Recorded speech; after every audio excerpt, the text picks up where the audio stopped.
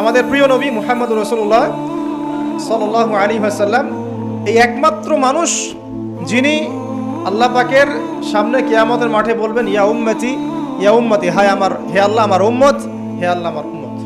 আজকে সেই নবীর আদর্শ আমরা ভুলে গেছি। সেই নবীর সুন্নত পালন করতে গেলে লজ্জা লাগে। ইয়াং জেনারেশন দেখবেন বিটিএস এর সুন্নত পালন করে, ওই যে ম্যানচেস্টার ইউনাইটেডের সুন্নত ফলো করছে।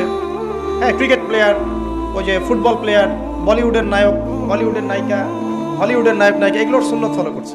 তো রাসূলুল্লাহ সাল্লাল্লাহু আলাইহি ওয়াসাল্লামের সুন্নাহ মতো দাড়ি রাখতে লজ্জা লাগে, তার মতো কাপড় পরতে লজ্জা লাগে, হ্যাঁ, তার আদর্শটাকে ফলো করতে লজ্জা লাগে। অথচ সেই মানুষটাই কিয়ামতের মাঠে এই উম্মতের পক্ষে কথা বলবেন যে হে আল্লাহ আমার উম্মত, আমার উম্মত। আর এই মানুষটাকেই জীবিত অবস্থায় 15 বার হত্যা করার চেষ্টা করা হয়েছিল। কাকে? নবী মুহাম্মদ সাল্লাল্লাহু আলাইহি ওয়াসাল্লামকে। বিস্তারিত জানতে বিশ্ববিখ্যাত বই আর রাহিকুল মাখতুম এটা পড়ে দেখেন। রাসূল সাল্লাল্লাহু আলাইহি ওয়াসাল্লামের পবিত্র জীবনের উপরে একটা সেরা বই আর রাহিকুল মাখতুম পড়ে দেখেন। তাকে প্রায় 15 বার হত্যা করার চেষ্টা করা হয়েছে এবং তাকে প্রায় 16টা গালি খেতে হয়েছে সারা জীবনে। কতগুলা? যার চরিত্রের মধ্যে যাররা পরিমাণ কোনো পঙ্কিলতা নাই, তাকে মানুষ 16টা গালি দিয়েছে। মানুষ বলেছে এই ব্যক্তি জাদুকর, সাহের, নাউজুবিল্লাহ। এই ব্যক্তি কাযযাব, নাউজুবিল্লাহ, মিথ্যাবাদী। মিথ্যাবাদী না, কাযযাব মানে মহামিথ্যাবাদী। কাযযাব মানে কি? মহামিথ্যাবাদী। তারপরে বলা হচ্ছে এই ব্যক্তি সাহের, জাদুকর। এই ব্যক্তি হচ্ছে মজনুন, পাগল। এগুলো মানুষ বলেছে, আইয়ামে জাহিলিয়াতের মানুষ। তো এই যে আবু জাহেল, আবু লাহাবরা যে কথাগুলো বলেছিল, আজকের এই সো কল্ড বাক স্বাধীনতার যুগে কিছু মানুষ এই কথা বলে না? বলে না? তো এটা কার উত্তরসূরি বুঝতে পারছেন? নবী সাল্লাল্লাহু আলাইহি ওয়াসাল্লাম বলছেন তোমরা সবাই শুধু বলো কুলু লা ইলাহা ইল্লাল্লাহ তুফলিহুন। হে আমার চাচারা, কুরাইশ বংশের যারা আছেন আপনারা, ইয়া মা'আশারাল কুরাইশ, আপনারা শুধু বলেন কুলু লা ইলাহা ইল্লাল্লাহ, খালি একবার বলেন যে লা ইলাহা ইল্লাল্লাহ তুফলিহুন, আপনারা সফল হয়ে যাবেন, আরব আজম উভয়ের রাজত্ব পাবেন। নবীজি বলছেন।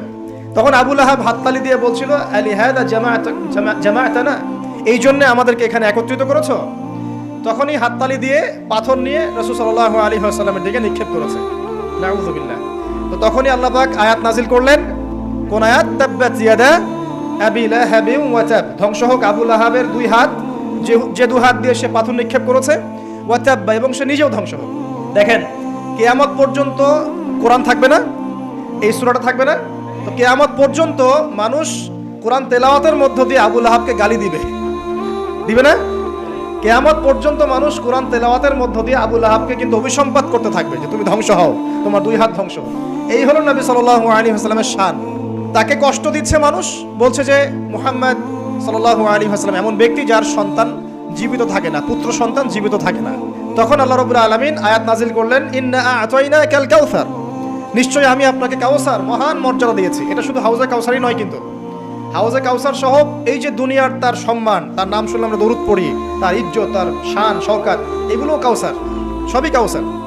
তো নিশ্চয়ই আমি আপনাকে কাউসার দিয়ে দিয়েছি। ফাসাল্লি লিরাব্বিকা ওয়ানহার, আপনি মন খারাপ করেন না, আপনি আপনার রবের জন্য সালাত আদায় করেন, তার পথে স্যাক্রিফাইস করেন। কুরবানি মানে শুধু কিন্তু পশু কুরবানি নয়, এখানে তার পথে আত্মত্যাগ করা, যেটা রাসূল সাল্লাল্লাহু আলাইহি ওয়াসাল্লাম সারা জীবন করে গেছে। ইন্না শানিয়াকা হুয়াল আবতার, নিশ্চয়ই আপনার যারা শত্রু এরা সব নির্বংশ হয়ে যাবে। তো ওই যে আবু লাহাবের, আবু জাহেলের সুন্নতগুলো কিন্তু এখনো চালু আছে। দেখবেন সুযোগ পেলেই মানুষ রাসূলুল্লাহ সাল্লাল্লাহু আলাইহি ওয়াসাল্লামের পবিত্র চরিত্র নিয়ে কথা বলে। তো যারা অজ্ঞ তাদের ব্যাপারে আমাদের আফসোস অতটা নয় যতটা আমাদের এই মুসলিম যুবকদেরকে নিয়ে আমাদের আফসোস।